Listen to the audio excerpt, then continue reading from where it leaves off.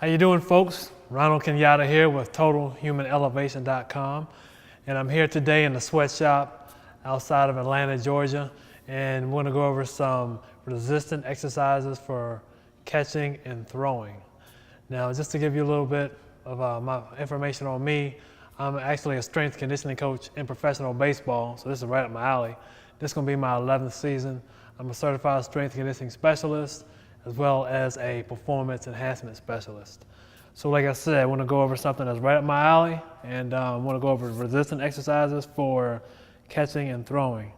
Now, I've said this in previous videos. Whenever we're dealing with athletes, we want to not focus on exercises, or the word exercise, as much as we focus on movements.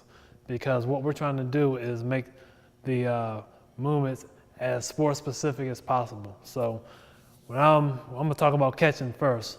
Now, catching is important to be explosive and be quick and maintain your flexibility, because when you're sitting in this position for 9 innings and not even talking about throughout the day, you know, your hip flexors are constantly in a tightened position. So things we want to do is open up those hip flexors the best we can, and at the same time put catchers in a position in which they can maintain their quickness, because as a catcher you're always changing directions quickly, whether you're feeling in the catching position, whether you're feeling the ball, making a throw to second, whatever the case may be, you need your quickness and you need your full range of motion and flexibility. So I think the best thing to do for a catcher would be to put you through, to demonstrate a lower body circuit that we do with a lot of our catchers, okay? So lower body circuit is going to consist of lunges, all right? Just going to do a couple each leg.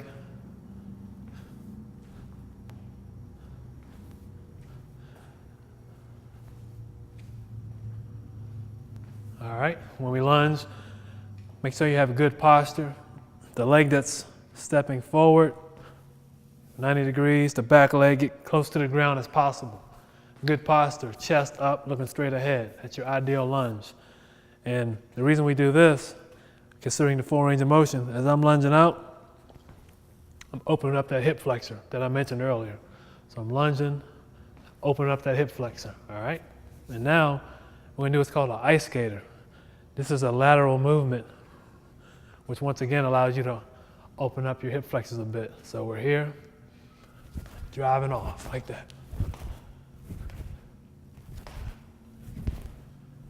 All right, so when we're driving, we're still opening up that hip flexor. We're working on our lateral movement, keeping that quickness that catchers need, all right?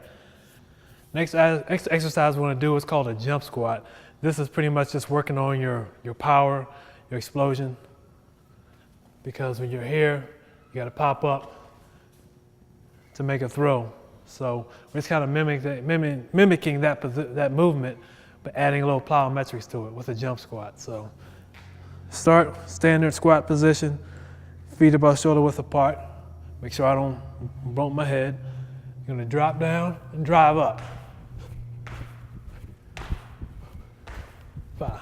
All right, so let's put it all together. I'm going to keep the reps to a minimum just so you can get a feel of how the circuit looks, okay? So start off nice and tall with our lunges, couple each leg. 1, 2, switch it up. 2, go straight into our ice skaters. Driving off of that outside leg, drive. All right, now we have our jump squats.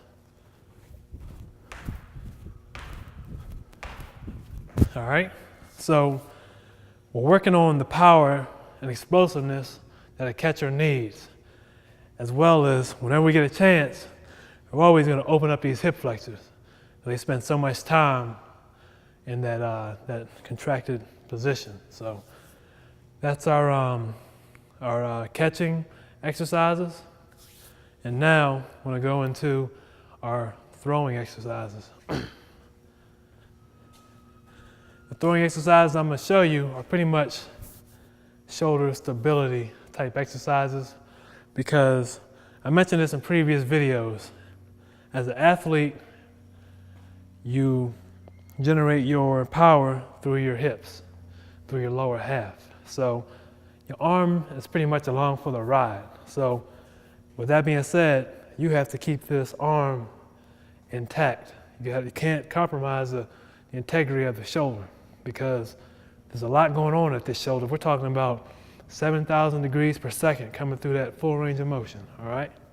So, and this is this isn't a very stable joint as it is, small muscles. So we have to do what we can to maintain, like I said, maintain the integrity of the shoulder. So I'll show you one exercise here. All right, so you're gonna start with the weight down low, and all you can do is come up like that.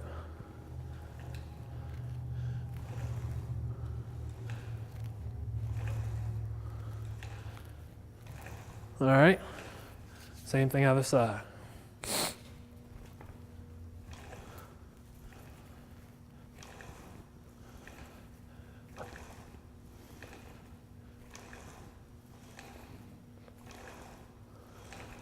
All right. Now, as a pitcher, I mentioned this before as well. When you throw, your arm wants to continue going. So these muscles back here, we call these decelerators. When we're doing that exercise, we're working on our decelerators. You got to have strong muscles on your posterior to maintain shoulder integrity, okay? So that's what we're doing there, all right? Now we're gonna come over here, I wanna work on stabilizing your scap, all right? Which is your shoulder blade. We're gonna do a scapular depression movement, all right? So what you wanna do is sit down, lock your arms out. This is a situation in which your arms are along for the ride. I've used that term before, and in this case, your scaps are doing the work, all right? So all we're gonna do, it's a small movement, so pay attention. All you're doing here and pulling down with your scaps. So you're up, down with your scaps. Up, down with your scaps. Notice my arms aren't initiating the movement. My scaps are initiating the movement, all right? So we're nice and tall, looking straight ahead, chest up, pinch. All you're doing really is pinching your shoulder blades together. That's all you want to do. You do that.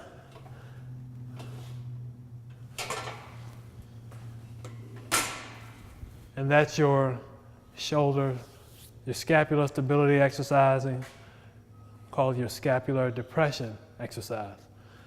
So, folks, I showed you a couple exercises for your lower half, for a catcher, a couple exercises for your upper body, and I just need you to be cognizant of the fact that when we're dealing with, when you're an athlete, these movements have to be sport specific. I said it earlier. What good is it putting a guy on a leg press when he's never going to do that in the field? What good is it putting a guy in a leg extension curl, a leg extension machine, when he's never going to do that in the field? So you enhance performance when you do sport-specific moves, and you also prevent injury when you do sport-specific moves. So there's a couple exercises right there. I hope you enjoyed it, and I look forward to seeing you again. This is Ronald Kenyatta with TotalHumanElevation.com. You have a great day. Thank you.